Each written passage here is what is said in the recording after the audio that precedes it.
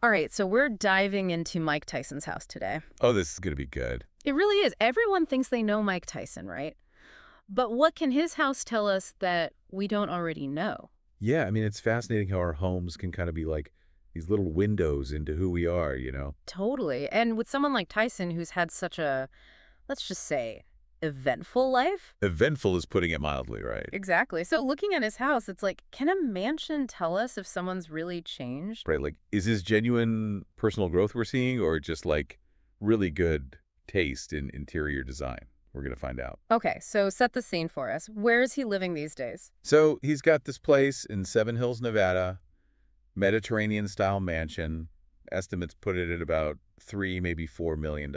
Okay, so we're not talking about some shack in the woods. This is still Mike Tyson we're talking about. But Mediterranean style. That doesn't really scream baddest man on the planet, does it? No, and that's where it gets interesting, right? Because this is a far cry from the mansion he had back in Ohio in the 80s, which was like peak opulence, you know? Oh, yeah, I've seen the pictures. Gold-plated everything, right? Tigers in the backyard. Exactly. But this Nevada place, it's all about curated serenity. Like, you can practically smell the essential oils just looking at the pictures. So instead of trying to overpower everything, it sounds like he's going for something a little more zen. Totally. Yeah. And even the landscaping plays into it. Palm trees, native plants. It's like he's trying to blend in with the environment rather than dominate it. Okay, now that's fascinating when you think about it, because this is Mike Tyson we're talking about, a guy who built his career on, knocking people out. And now he's chosen a home that's all about harmony and integration. It makes you wonder, right? Is it just an aesthetic choice or is it a sign of some deeper shift within him? All right, I am hooked. Let's unpack this. So we're sensing a theme here out with the flashy 80s tiger cages in with the understated elegance. But what about inside this Seven Hills place? What clues can we glean from the actual design choices? Well, picture this. You walk into the foyer and bam, you're greeted by this dramatic curved staircase Okay. with these wrought iron railings. I'm picturing it. It's grand. Yeah. Definitely makes a statement, Yeah. but it doesn't feel over the top Right. or gaudy. So still a touch of Iron Mike, but in a more refined way. Exactly. Yeah. And the article mentions a neutral color palette throughout the house, plush furniture, but nothing too or ornate or showy. Oh, interesting. Yeah. It suggests someone who values comfort and quality over flashiness. It's giving mature and in control vibes, wouldn't you say? A far cry from those wild parties his Ohio mansion probably witnessed back in the day. Oh, yeah. Speaking of which, did they mention a home gym? Oh, yeah. I mean, it's Mike Tyson. Oh, of course. There's got to be a home gym, right? Oh, absolutely. There's a state-of-the-art home gym. But it's interesting the article doesn't dwell on it. It's almost as if, in this chapter of Tyson's life, the gym isn't the main event anymore.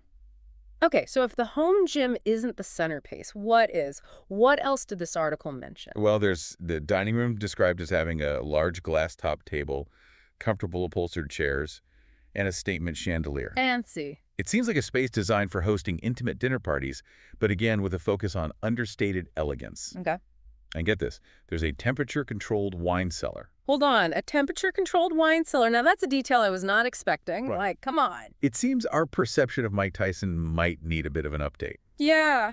This points to a more sophisticated palate, a desire for the finer things in life, but enjoyed in a thoughtful way. Right. It all ties into this overall shift we're seeing. From knockout punches to knockout vintages. Okay.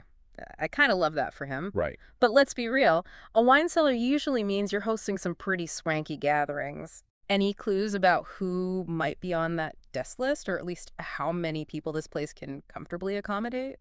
Well, if we're picturing like a full entourage, back in the day, Yeah. the article actually mentions, Yeah. they said he's got 2 master suites. 2 master suites. Wow. That's interesting. Now, is that a little strange? It is interesting, especially when you think about how his other homes were almost like, showpieces. Yeah. Meant to impress. Right.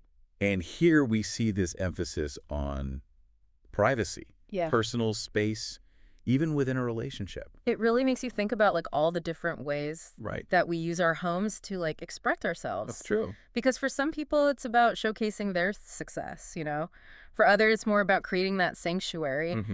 And it seems like Tyson's current place is definitely leaning towards the whole sanctuary vibe. Absolutely. Yeah. And the outdoor area the article talked about just kind of reinforces that whole idea. Yeah. They describe it as being perfect for hosting, but with this big built-in fireplace. Oh, nice. That just makes it feel very, like, warm and intimate. Right. More about, like, relaxed gatherings with close friends than those, like, legendary parties he used to have. Which honestly tracks with everything else we've talked about, right? The landscaping, the wine cellar, that emphasis on quality over flashiness. Speaking of that. It's like he's traded in the roar of the crowd for, like, just the quiet satisfaction of a life well lived. Yeah. But I gotta ask, after, digging into all of this, Yeah. do you think this house is really a true reflection of who Mike Tyson is now? Right. Or is it more about, just presenting a certain image?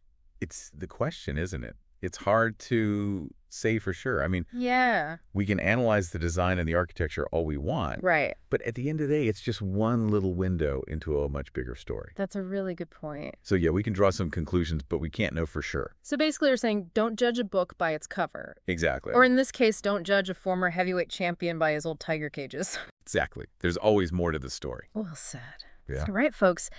There you have it. Another deep dive in the books. Another deep dive. That's right. We explored Mike Tyson's mansion and maybe learned a little something about ourselves along the way, right? Because who knew interior design could be so revealing? You said it. Yeah. So the next time you step into someone's house, really take a look around. What's their space saying about them? What story is their house trying to tell? Exactly. I love that. All right, everyone. Thanks for joining us on this deep dive. See you next time. We'll see you next time.